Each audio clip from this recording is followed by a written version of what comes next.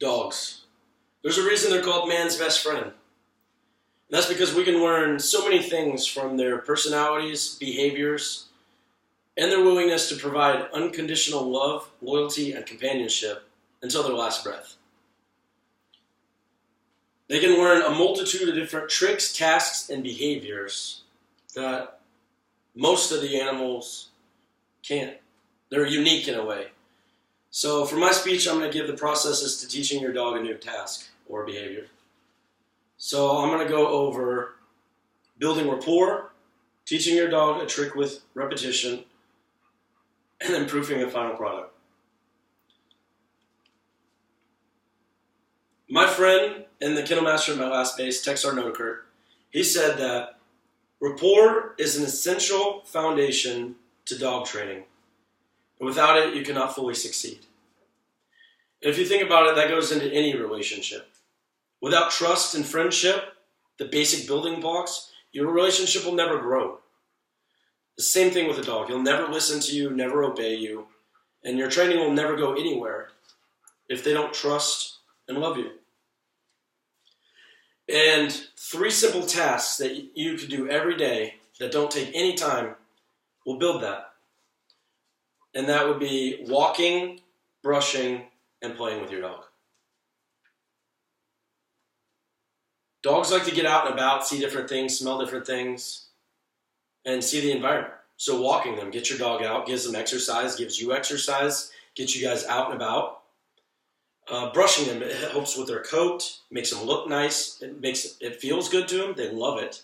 Especially if you use your hands to get all crazy and scatter the hair out and spread the oils about, and that helps with their coat too.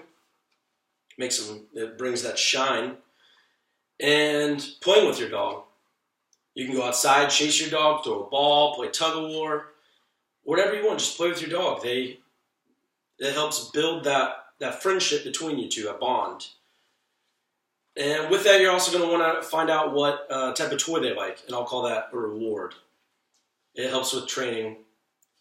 So some dogs don't like certain toys, and so if you try to use it as like enticement to do a command that you're teaching them, they might not listen because they don't care for that toy.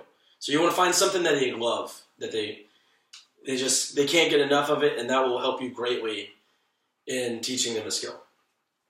So if it's a new dog, you're going to want to spend quite a bit of time on rapport because they don't know you.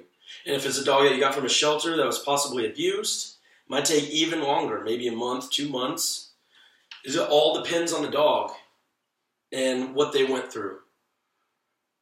And once you feel that you've built a steady rapport, you're ready to start teaching them a new trick.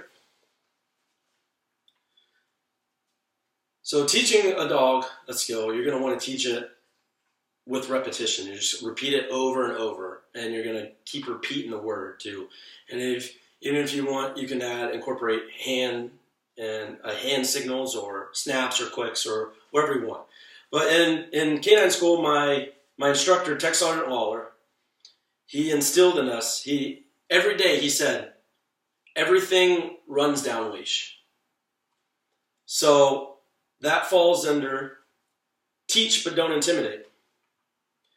Your mood, your dog is going to sense. And if you're angry, frustrated, mad, yelling at them, they're not going to listen. Dogs are just like toddlers. They have different personalities, different learning speeds. And if you're yelling at them, you're making it mean, they're not going to listen. You got to make it fun. You got to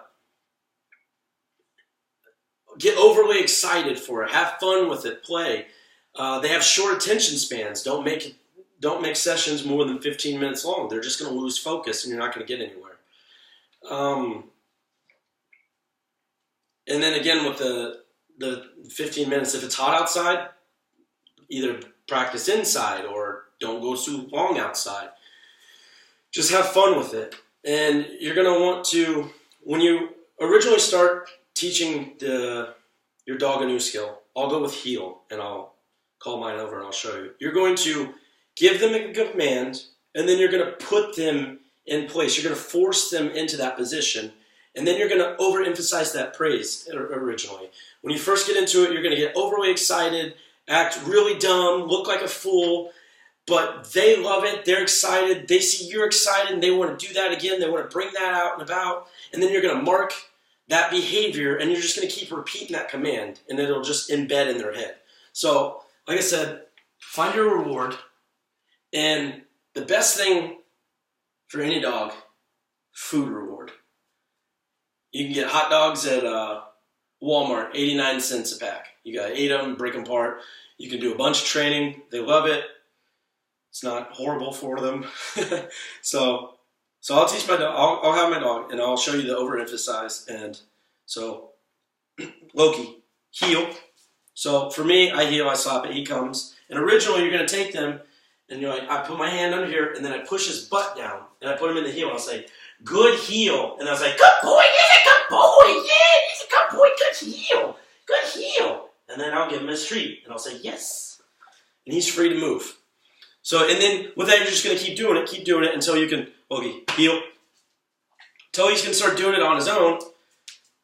And then again, oh, he's a good boy, good heel, good heel. And then you just keep doing it until you think your dog's got it. And then once you feel like he's starting to get that task, then you're ready for the next step, which is proofing the final product. And for that, Robin McFarlane, a professional dog trainer, in her article called Proofing How to Help Your Dog Really Get It on gundogsupply.com, says you are only limited in your own creativity. So the best thing to do is get out there in the world and practice in the midst of real life experiences. Go on some adventures. Get out and about, and while you practice, turn the work into play. So, like I said, dogs, they're all different personalities, different traits. So, if my dog maybe sit really good here, but when we get out into the real world around people, he gets excited. He wants to be pet.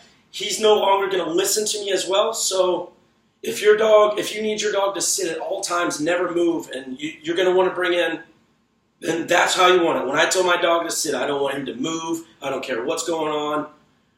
So that's your proofing. So you're going to want your dog to sit, and then you're going to put different environmental factors around, different distractions. Maybe he goes crazy for toys.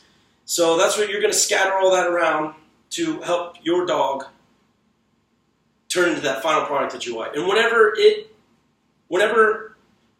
your dog meets your expectations, then you're done. And that's how to teach your dog a new skill. So in conclusion, I went over the building blocks of teaching your dog a new skill, and that's building rapport, and that's that essential foundation before you even get started that you have to have. Teaching your dog a new skill with repetition, and that's keep putting them in place, repeating the command over and over and over until your dog just knows it from muscle memory. And then proofing the final product. Just whenever your dog can do the command over and over without reward and the desired effect that you have. So thank you.